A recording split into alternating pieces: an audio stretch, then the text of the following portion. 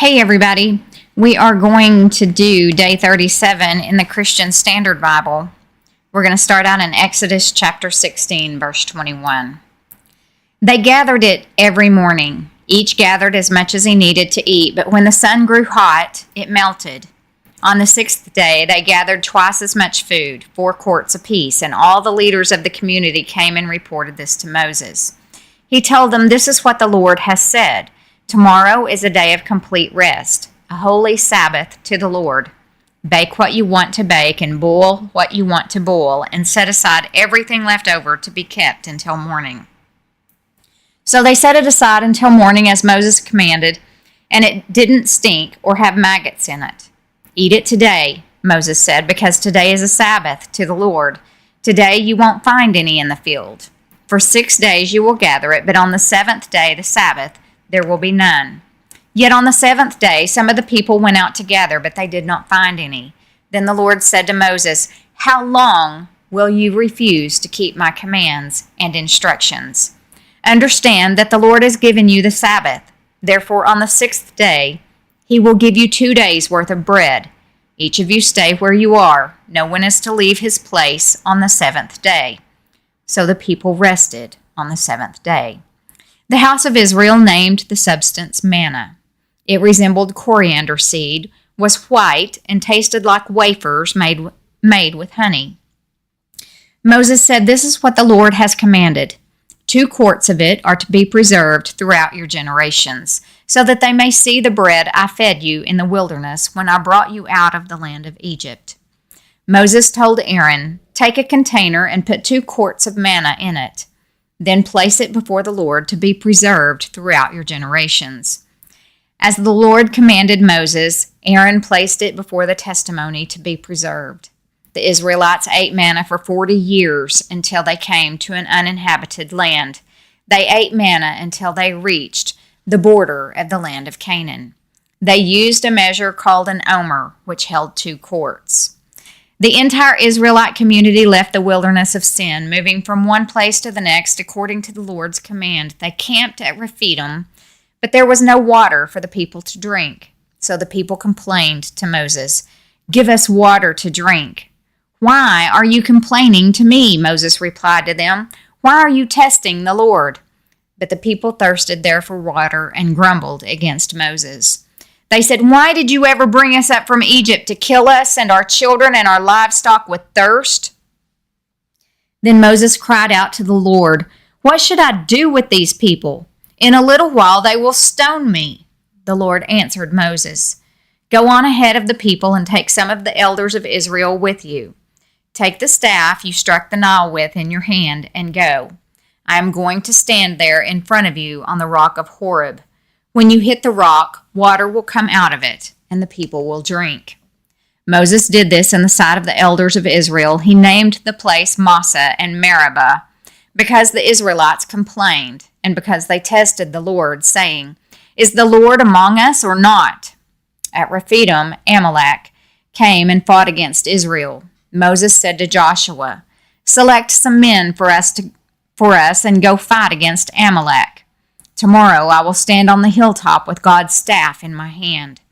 Joshua did as Moses had told him and fought against Amalek, while Moses, Aaron, and Hur went up to the top of the hill. While Moses held up his hand, Israel prevailed, but whenever he put his hand down, Amalek prevailed. When Moses' hands grew heavy, they took a stone and put it under him, and he sat on it. Then Aaron and Hur supported his hands, one on one side and one on the other, so that his hands remained steady until the sun went down. So Joshua defeated Amalek and his army with the sword. The Lord then said to Moses, "Write this down on a scroll as a reminder and recite it to Joshua. I will completely blot out the memory of Amalek under heaven." And Moses built an altar and named it, "The Lord is my banner." He said, "Indeed, my hand is lifted up toward the Lord's throne. The Lord will be at war with Amalek from generation to generation." Moses' father-in-law Jethro, the priest of Midian, heard about everything that God had done for Moses and for God's people Israel when the Lord brought Israel out of Egypt. Now Jethro, Moses' father-in-law, had taken in Zipporah, Moses' wife, after he had sent her back. along with her 2 sons, one of whom was named Gershom, because Moses had said, I have been a resident alien in a foreign land. And the other Eleazar, because he had said, the God of my father was my helper and rescued me from Pharaoh's sword. Moses' father-in-law Jethro, along with Moses' wife and sons, came to him in the wilderness where he was camped at the mountain of God. He sent word to Moses, I, your father-in-law Jethro, am coming to you with your wife and her 2 sons. So Moses went out to meet his father-in-law, bowed down, and then kissed him. They asked each other how they had been and went into the tent. Moses recounted to his father-in-law all that the Lord had done to Pharaoh and the Egyptians for Israel's sake, all the hardships that had confronted them on the way, and how the Lord rescued them. Jethro rejoiced over all the good things the Lord had done for Israel when he rescued them from the power of the Egyptians. Blessed be the Lord, Jethro exclaimed, who rescued you from the power of Egypt and from the power of Pharaoh. He has rescued the people from under the power of Egypt. Now I know that the Lord is greater than all gods, because he did wonders when the Egyptians acted arrogantly against Israel. Then Jethro, Moses' father-in-law, brought a burnt offering and sacrifices to God. And Aaron came with all the elders of Israel to eat a meal with Moses' father-in-law in God's presence. The next day Moses sat down to judge the people, and they stood around Moses from morning until evening. When Moses' father-in-law saw everything he was doing for them, he asked, What is this you're doing for the people? Why are you alone sitting as judge while all the people stand around you from morning until evening? Moses replied to his father-in-law, Because the people come to me to inquire of God. Whenever they have a dispute, it comes to me, and I make a decision between one man and another. I teach them God's statutes and laws. What you're doing is not good, Moses' father-in-law said to him. You will certainly wear out both yourself and these people who are with you, because the task is too heavy for you. You can't do it alone. Now listen to me. I will give you some advice, and God be with you. You be the one to represent the people before God and bring their cases to him. Instruct them about the statutes and laws and teach them the way to live and what they must do. But you should select from all the people able men, God-fearing, trustworthy, and hating dishonest profit. Place them over the people as commanders of thousands, hundreds, 50s, and 10s. They should judge the people at all times. Then they can bring you every major case, but judge every minor case themselves. In this way, you will lighten your load, and they will bear it with you. If you do this, and God so directs you, you will be able to endure, and also all these people will be able to go home satisfied. Moses listened to his father-in-law and did everything he said. So Moses chose able men from all Israel and made them leaders over the people as commanders of thousands, commanders of hundreds, commanders of 50s, and commanders of 10s. They judged the people at all times. They would bring the hard cases to Moses, but they would judge every minor case themselves. Moses let his father-in-law go, and he journeyed to his own land. Psalm 18, 37 through 42. I pursue my enemies and overtake them. I do not turn back until they are wiped out. I crush them, and they cannot get up. They fall beneath my feet. You have clothed me with strength for battle. You subdue my adversaries beneath me. You have made my enemies retreat before me.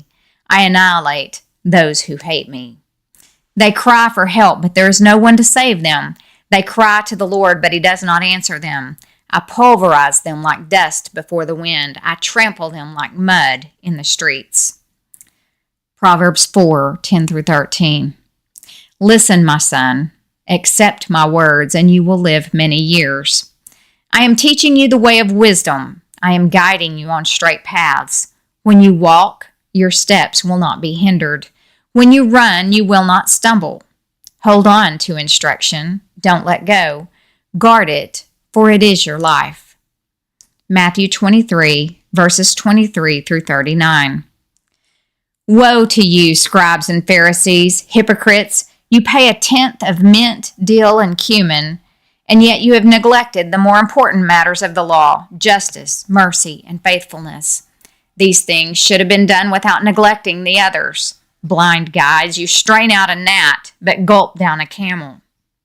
Woe to you, scribes and Pharisees, hypocrites! You clean the outside of the cup and dish, but inside they are full of greed and self-indulgence. Blind Pharisee, first clean the inside of the cup, so that the outside of it may also become clean. Woe to you, scribes and Pharisees, hypocrites! You are like whitewashed tombs, which appear beautiful on the outside, but inside are full of the bones of the dead and every kind of impurity. In the same way, on the outside you seem righteous to people, but inside you are full of hypocrisy and lawlessness. Woe to you, scribes and Pharisees, hypocrites! You build the tombs of the prophets and decorate the graves of the righteous, and you say, if we had lived in the days of our ancestors, we wouldn't have taken part with them in shedding the prophets' blood. So you testify against yourselves that you are descendants of those who murdered the prophets. Fill up, then, the measure of your ancestors' sins. Snakes, brood of vipers, how can you escape being condemned to hell? This is why I am sending you prophets, sages, and scribes. Some of them you will kill and crucify, and some of them you will flog in your synagogues and pursue from town to town. So all the righteous bloodshed on the earth will be charged to you, from the blood of righteous Abel to the blood of Zechariah, son of Berechiah, whom you murdered between the sanctuary and the altar. Truly, I tell you, all these things will come on this generation. Jerusalem, Jerusalem, who kills the prophets and stones those who are sent to her. How often I wanted to gather your children together as a hen gathers her chicks under her wings, but you were not willing. See, your house is left to you desolate. For I tell you, you will not see me again until you say, blessed is he who comes in the name of the Lord.